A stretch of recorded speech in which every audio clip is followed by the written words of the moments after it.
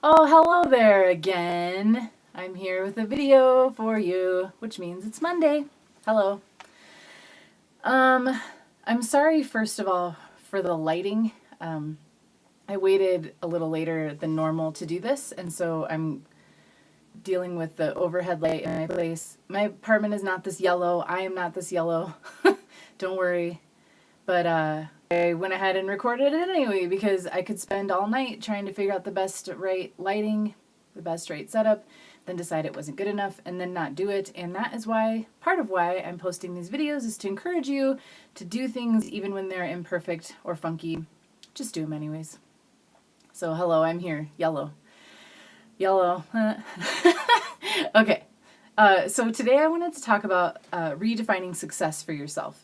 My brother showed me this video of an actor who was talking about redefining what you call a victory. And this reminded me of when I worked for the nonprofit serving those who were homeless or just the underserved populations. And we often had to redefine success to stay in that job and to stay doing it happily.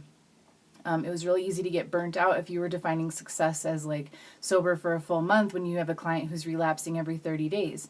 And so maybe, there were just times where we had to really redefine success. Like maybe this client isn't sober, but they stayed sober a couple days longer than normal, or they used marijuana and alcohol, but they didn't use meth. So another one was like having clients who were, maybe he was evicted after 6 months, but the last time he was housed, he was evicted after 2 days. So that was progress. Obviously you come into a job like that and you think, my goal is to get this client sober and to get him happy and to get him healthy and to have him be housed happily for the rest of their lives. And often it takes a lot more time to get someone to that level if they ever get there. So you have to redefine success. And so I was thinking about it, how it's really appropriate for me as I'm starting this company called Party Wolf. And I'm also trying to get myself out there more with writing and speaking and with my art. So I have some art up currently that's hanging at an art show, and there's prints available. And then I have sold a couple of the things that I make with Party Wolf, and I recently sold some writing for the first time, which was really cool. And I've noticed that I have this tendency to just kind of skip over it because it's not big enough or it's not enough. So I have 5 people that bought from me on Party Wolf, but it should be more than that. Or no one's buying from me off of the website. Or, I checked on the art show last weekend and sold a couple prints, but no originals. So it's really easy to just kind of skip over the stuff that you're doing and just write it off as not good enough. And I think for me, that's a hangover from thinking that I'm just not good enough and nothing I do is good enough. Excuse me. And always, and it's not just me though. I think this is an ego thing. When I talk about the ego, I'm talking about that part of us that's never satisfied, that's always going for more, more, more. And we live in a culture that kind of encourages that too. We define success for ourselves as this place that's just always a little bit further than where we are. We never really take a minute to appreciate